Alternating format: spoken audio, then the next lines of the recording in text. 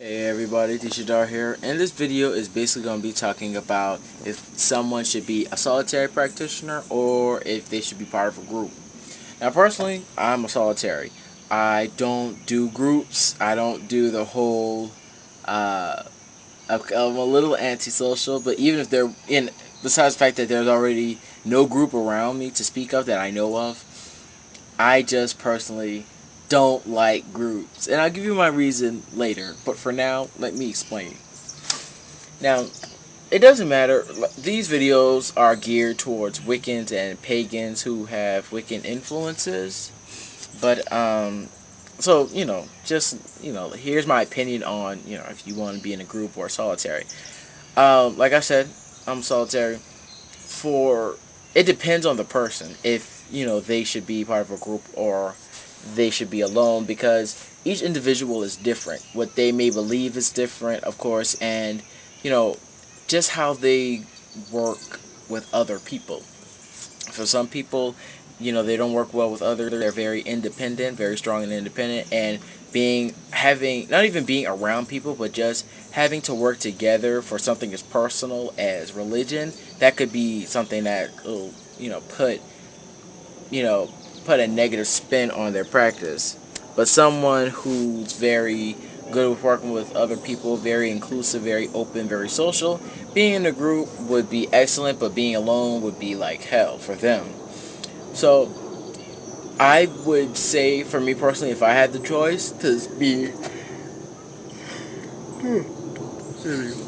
if I had the choice, I'd probably stay solitary for now, because with me, I am a very independent person. I fall into that independent category where it's like I don't like relying on, for like working in a group when it comes to doing things such as ritual, especially for ritual.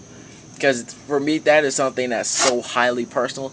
I just couldn't fathom the thought of having somebody else in the group praying with me. Or not even praying. Like, if it were something like a meditation or something, then no problem. But when it comes to how one invokes deity, the ways that they do it, what they do and don't do, and etiquette within the circle, I just personally gonna do it because it's, unless they did it exactly how I would do it, I wouldn't want them in, celebrating with me. So to just make sure that didn't happen, I'd just probably be better being a solitary. And it's the fact that group dynamics, while not a bad thing at all, it can be a very positive thing. For me, I just like keeping my faith and what I do with just me. I like to practice on my own.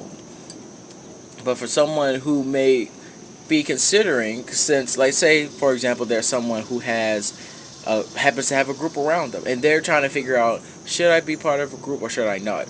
The first thing I would say is that you need to know first who you are as a person.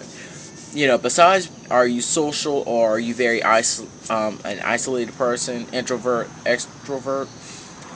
You need to know exactly what you believe, because you don't want to go into a group, or however the group may term themselves. You don't want to go into there not knowing exactly what you believe, but just having a general basis, because you don't want to start adopting other people's faith and what they may believe, their dogma, and then instituting it within your own practice, and then you have conflict because you feel disconnected from deity, however you may see him, her, or it, to the point where it's like you don't know if you should even follow the faith. Because that's a problem that I personally have had, because when I converted, I had all these rules, even though of course I was in the group, like I already said. When I read what Wicca was about,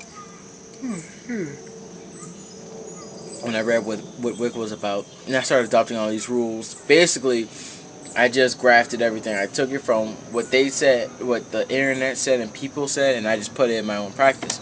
Over time, though, as I grew and started making my own beliefs and starting to become more hardlined in it, I started seeing this conflict that I had with myself.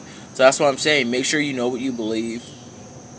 And if you don't know and you're just thinking about it, then that's fine, of course. But don't try to just, because the group adopted it, you're going to adopt it as well.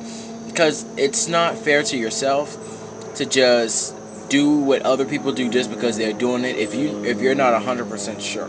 Even if you're like 90, 80% sure, unsure or sure, don't do it, because you need to know for certain, with absolute certainty, that whatever practice you want to do, you want to do it. You know why you're doing it. You know what it represents and all that, because you don't want to put yourself in a situation when you're doing things that you don't know what you're doing, and then it sets the tone for how you're to act when you're within that group, or when you're out and about with them on social occasions, whether it be religious or secular. So keep that in mind, and also just look at the group. Just be around. No, not even be on a religious basis, on a secular level. Like, just go meet them at a restaurant or whatnot. Just talk to them just to see how they are, their disposition. Is it a very positive one where ideas are freely flowing, or is it more hierarchical where it's like you have the set queen bee or king bee or whatnot, and then you have all the underlings going their own little categories, and then certain people can say certain things. Because personally, I would say that one wouldn't want to be part of that, because that sets the tone for bullying, where it's like, oh, I'm of this unofficial, unrecognized position, and because I have the title of so and so, I suddenly need more than you. That's wrong. That's not even fair, because people get, us being humans, when we get power, we tend to abuse it. And by not having a checks and balances or a democratic way of running a group, as far as like group dynamics, things tend to fall apart very quickly, and that's what can make people question their faith. Like when you have such bad experiences within a certain religion, not because they were in the whatever faith it was, but because the people within the faith, as they interacted with them, had such a negative experience, they suddenly don't want any association with the faith, because every time they think about the faith or think about practicing, they go back to that incident where they just felt so bad and felt so terrible and was so bullied and harassed to the point where they're like, I just want to leave things be and just breathe for right now, because I just need to get over so and so. So remember, you want to see how they are in public and private. See what they believe. Make sure that what you believe and what they believe is, and it doesn't even have to be an exact match, but it has to be to the point where you're feeling comfortable doing whatever practices they may institute. Another thing is you need to check credentials. Now, of course, there is no theological degree that one could get for being a Wiccan or a pagan that I know of. Well, no, there are, but there's no like if I had to use an example, like the Catholic Church. It's nothing to that degree. So when I say credentials, see what they know. Ask, just ask them little things. You don't have to quiz them or have an inquisition. Just ask them just to see what their beliefs are on whatever things, whether it be about the ability to freely practice whatever rules they may institute if they decided to take you as an underling, or just how they think, what their position is on the practice of meditation or doing magic, if you're that type of person who believes in it. You just really want to check them out and make very careful that you, as you're treading with this group and you're trying to see what they're about, you're doing it very carefully, and you're not just jumping and rushing into things, because there have been too many things that happened on the news that have been featured, now and plenty of times in the past, that where it's like someone decides they want to be in so and so group for so and so reason, and then when they got into it, it turned out to be nothing like how they envisioned it to be.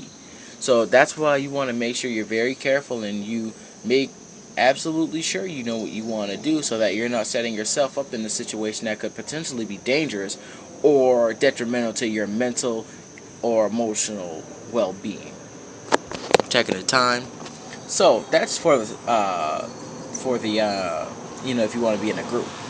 Now, if you want to be alone, that's personally, I think that'd be a good first step for anybody. But again, it depends on your emotional and your psychological disposition. Because, like I said, some people do good in a group, some people do good alone. But I personally think that it's good for one to be alone, so that you'll be able to work yourself out and figure out what you want for you. For me, it took me quite a while, and even now I'm still growing. But I'm glad that I didn't have anybody trying to feed me information because it wouldn't be 100% original. And that's what I like for my practice, so that I'm not adopting what other people adopted or think the same way everybody else does. By me being alone, I'm able to make up my ideas and not have to question myself constantly, like, okay, do I want this because someone else taught me or someone who I really like showed me this, or do I want to do it because of me? And I'm not even talking about as far as practices. I'm just talking about belief structure. Now anyone could get themselves to believe just about anything if they have enough will behind it. But I just wanted to make sure, for me personally, being a solitary, and for anyone who wants to be a solitary, that they do things based off of what they want, purely off what they want. Because when it comes to group dynamics, especially the things that I've seen and, well, primarily heard and read, I am quite distrustful when it comes to, oh, that was a funnel web.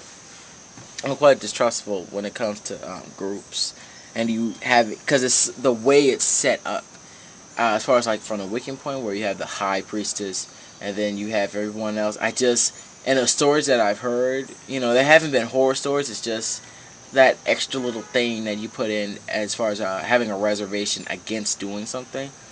So I don't know if there was a group around me. I might be a part of a study group, but as far as like a set, um, like coven or a grove or however whatever group decides to call themselves, I'm kind of iffy because it's like that clique mentality, and personally, I'm just such also individualistic, if that's even a word. So, checking the time again, it's been 11:40, so it's been a good video. So I mainly talked about being in group dynamics, but think about it. Don't rush into things, because no matter what, so long as you're having what you need for your spirituality, for your faith, so you can practice for the gods, hey, it's all up to you in the end. You just need to make sure you take into consideration the pros and cons of each, because everything has their goods and bads. If you're a solitary, what's good is that you're able to sort out what you want when you want to. You don't have any real time constraints, because it's not like you have a deadline to do everything, besides the ones that you set yourself. You don't have to worry about any queen bee mentality, cliquish, mentality or anything like that. You're just free to do what you want as you will yourself to do them. Set your own rules, set your own standards, and all that. But the cons are, you don't have anyone, well, besides online, I mean like purely solitary, you won't have anyone to boost you on. Someone to say, go ahead, like, whatever your name is, just keep on going. You don't have anyone to really talk to, again, besides online. You don't have that face-to-face, uh, you don't have that FaceTime with someone else. And that can be really hard, because it's like, sometimes you just want someone to talk to. And it can be hard. I've had my times where I just felt a little sad, a little down, because it's like, dang, I really would like someone to just talk to, just someone to be with me as I'm doing it. But, like I said, everything has good and bad. Being in a group, it's very good, because, you have a structure that's like a family of sorts, where it's like, it can be a second family, and it can be a second hell. So you can have that second family where it's like, if you have any issues, any problems, you can do things together. So you feel like a team, like you're all working towards the same goal. Any help, any assistance, knowledge, since everyone comes in with their own little bit from life, and even just being group working together and just feeding off each other's energy, that can be really good, more powerful than being a solitary, depending on the intensity of your practice. And you never feel alone. If it's a large group, or even if it's just like 4 or 5 people, you always have someone you can call, someone to talk to, and someone that can, you know, give you that little bit of knowledge from each of their own standpoints to help make your faith even more better, because you can take the things that they know, the things that they've worked on, let go, or adopted, and it could be used to help your faith. Now, the bad part, of course, is it can be very cliquish. It can sometimes be a second hell, like I said before.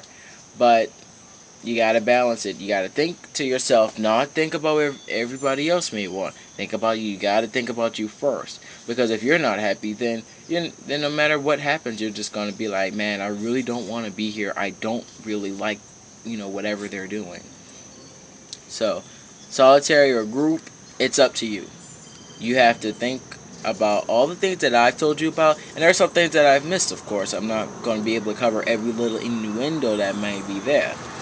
So just take some time, meditate on it, pray on it, just walk around and just think about it. Because it's not a rush, and it's not like it's a life or death decision. Because at the end of the day, it all comes down to your decision. No matter what anybody says, me included, or whatever book you read, it's all up to you. Because that's what life is. It's nothing but a bunch of choices, and what choice you decide to make is 100% up to you, and it's your decision alone. So this is Dishadar here. I'd like to thank you for watching. If you like the video, like my channel, like what I do, I'd like to ask you to subscribe. Help me spread the word, and I'd like to be able to get other people's input into what I'm doing, what I can include, or any topics that they'd like me to cover. So if you'd like any of that, just subscribe, throw me a message or whatnot. So this is Dishadar here. Thanks for watching my video. Have a very good day, and I will see you later.